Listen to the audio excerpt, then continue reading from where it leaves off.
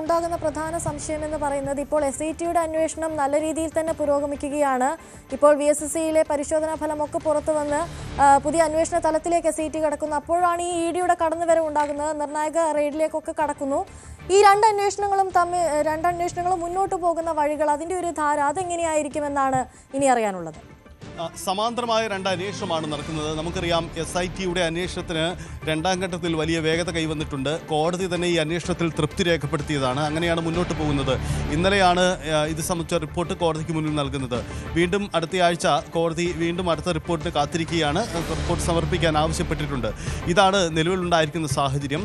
ഈ നമ്മൾ നേരത്തെ കണ്ടതുപോലെ VSSCയുടെ പരിശോധന, വിക്രം സാരാഭായ് സ്പേസ് സെന്ററിൽ നടത്തിയ പരിശോധനയിൽ ഗുരുതരമായ കണ്ടെത്തലുകളുണ്ട്. ഇന്നലെ കോടതിക്ക് മുന്നിലെത്തിയ റിപ്പോർട്ടിലും അക്കാര്യങ്ങൾ പരാമർശിച്ചിട്ടുണ്ട്. അതായത് ഈ നിലവിൽ പുറത്തു വന്നതിലും വലിയ വ്യാപ്തിയുള്ള സ്വർണ്ണമോഷണം ശബരിമലയിൽ നടന്നു എന്നതാണ് SITയുടെയും ഒപ്പം VSSCയുടെയും കണ്ടെത്തൽ. VSSCയുടെ കണ്ടെത്തലിൽ ശാസ്ത്രീയമായ അതിൻ്റെ വിശകലനമാണ് ഉൾപ്പെടുത്തിയിരിക്കുന്നത്. അപ്പോൾ ഇതുവരെ നമ്മൾ കണ്ടതിലും വലിയ ചിത്രമുണ്ട് എന്ന കാര്യമാണ്. ഇന്നലെ കോടതി തന്നെ ആ റിപ്പോർട്ടിൽ പരാമർശിച്ച ഒരു കാര്യം കൂടിയുണ്ട്. കാരണം കോടതി ആശങ്കപ്പെട്ടത് എന്തോ അത് തന്നെ അവിടെ സംഭവിച്ചിരിക്കുന്നു എന്ന കാര്യം, അല്ലെങ്കിൽ കോടതി ആശങ്കപ്പെട്ടതിനും മുകളിലുള്ള വ്യാപ്തിയുള്ള തരത്തിലേക്ക് തന്നെ ഈ തട്ടിപ്പ് നടന്നു എന്ന കാര്യം കൂടിയാണ് കോടതി റിപ്പോർട്ടിൽ ഉൾപ്പെടുത്തുന്നത്. അതായത് VSSC റിപ്പോർട്ടിൻ്റെ പൂർണ്ണമായ സാങ്കേതികത പുറത്തുവിടുന്നില്ല എന്ന കാര്യം കൂടി ഇന്നലെ കോടതി പറഞ്ഞിരുന്നു. കാരണം അത് അന്വേഷണത്തെ ബാധിക്കുമെന്നതിനാലാണ് അതിന് തയ്യാറാവാത്തത് എന്നത് കോടതി പരാമർശിച്ച കാര്യമാണ്. അപ്പോൾ പുതിയ കാലഘട്ടത്തിൽ ഏറ്റവും ഒടുവിൽ 2024 25 കാലഘട്ടത്തിൽ നടന്ന ഇടപാടുകളിലടക്കം വീഴ്ചകളുണ്ട് എന്ന് കോടതി കണ്ടെത്തിയിട്ടുണ്ട്. അങ്ങനെയെങ്കിൽ അക്കാര്യങ്ങളൊക്കെ അന്വേഷണത്തിൽ വരുമെന്ന് പറയുന്നു.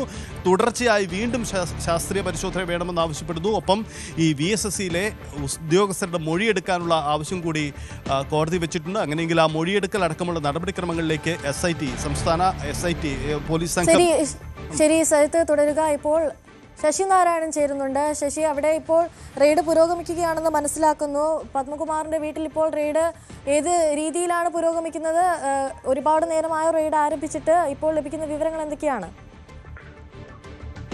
അനുശ്രീ, പത്മകുമാറിന്റെ വീട്ടിൽ പുലർച്ചയോടുകൂടി തന്നെ റെയ്ഡ് ആരംഭിച്ചിട്ടുണ്ട്. EDയുടെ റെയ്ഡ് നടക്കുകയാണ്. പത്മകുമാറിന്റെ വീട്ടിൽ മാത്രമല്ല 21 ഇടങ്ങളിലാണ് ഈ സ്വർണ്ണക്കൊള്ള കേസുമായി ബന്ധപ്പെട്ട ED പരിശോധന നടത്തുന്നത്.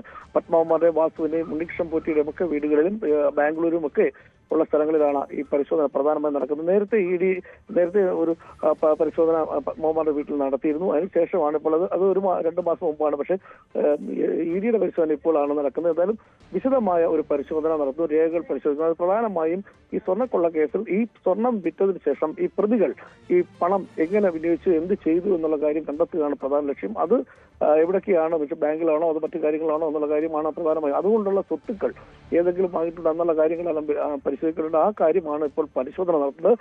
നമുക്കറിയാം ഈ സ്വർണ്ണക്കൊള്ളയുമായി ബന്ധപ്പെട്ട് ഏറ്റവും പ്രധാനപ്പെട്ട കാര്യം, നമ്മൾ സാധാരണ സ്വർണത്തിനേക്കായി വലിയ മൂല്യമുള്ള സ്വർണ്ണമാണ് ഈ ശബരിമലയെ സംബന്ധിച്ച് പറയുന്നത്.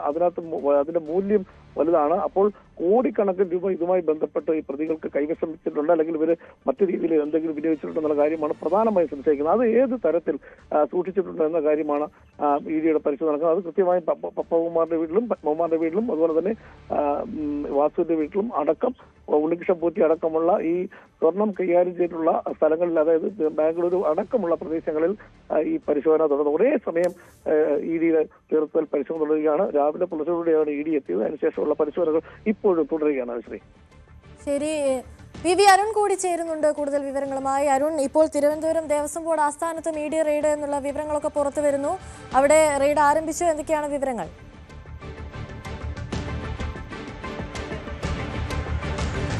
ദേവസ്വം ബോർഡ് ആസ്ഥാനത്തും എൻഫോഴ്സ്മെന്റ് ഡയറക്ടറേറ്റിന്റെ പരിശോധന ആരംഭിച്ചു കഴിഞ്ഞാൽ അല്പസമയം മുമ്പാണ് ഇവിടെ എൻഫോഴ്സ്മെന്റ് ഡയറക്ടറേറ്റ് ഉദ്യോഗസ്ഥർ എത്തിയത്. ഏറ്റവും പ്രധാനപ്പെട്ട ഒരു സ്ഥലമാണ്. സ്വാഭാവികമായും ഇതുമായി ബന്ധപ്പെട്ട് എന്ത് തെളിവുകളാണ് ഇവിടെ നിന്ന് ശേഖരിക്കാൻ കഴിയുന്ന കാര്യമാണ് അറിയേണ്ടത്. കാരണം നേരത്തെ തന്നെ വിജിലൻസ് ഇതുമായി ബന്ധപ്പെട്ട എല്ലാ തെളിവുകളും ശേഖരിച്ചതാണ്. വിജിലൻസ് ഇതുമായി ബന്ധപ്പെട്ട എല്ലാ ഫയലുകളും പിടിച്ചെടുത്ത് പരിശോധന തുടരുന്നതാണ്.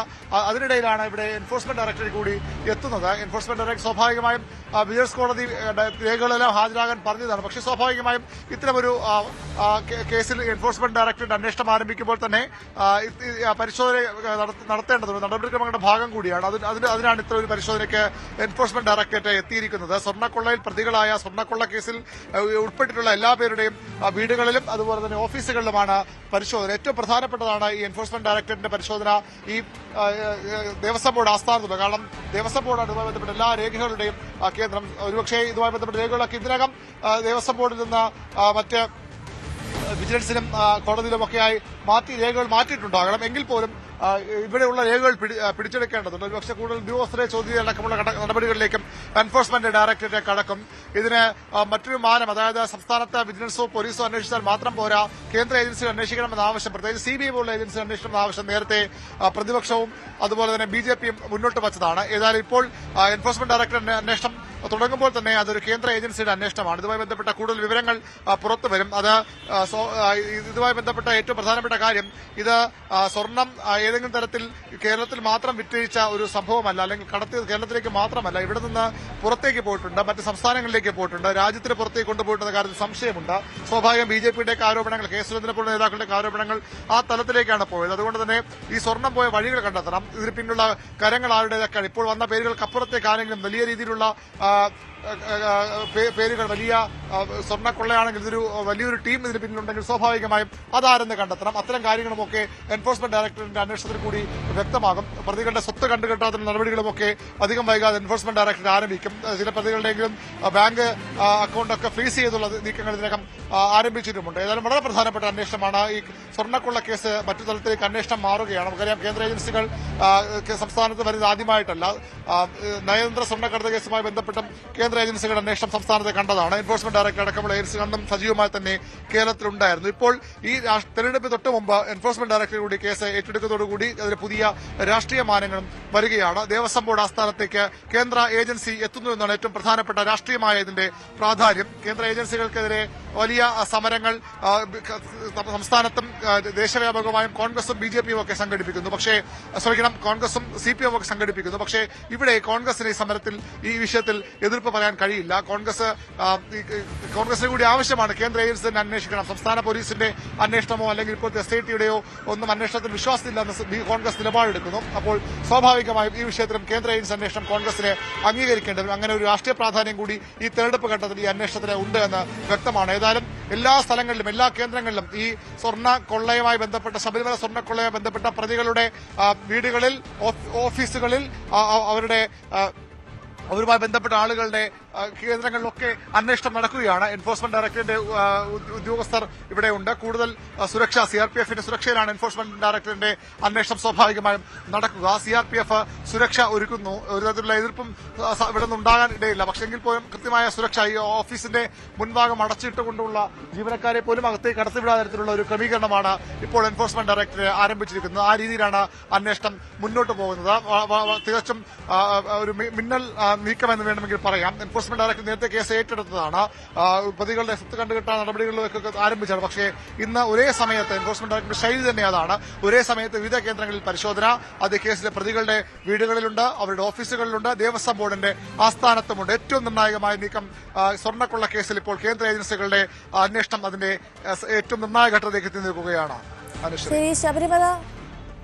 ശബരിമല സ്വർണ്ണക്കൊള്ള കേസിൽ പ്രതികളുടെ വീടുകളിൽ ED റെയ്ഡ് പുരോഗമിക്കുകയാണ്. EDയുടെ വളരെ നിർണായകമായൊരു നീക്കമുണ്ടായിരിക്കുന്നു. 21 ഇടങ്ങളിലാണ് റെയ്ഡ്.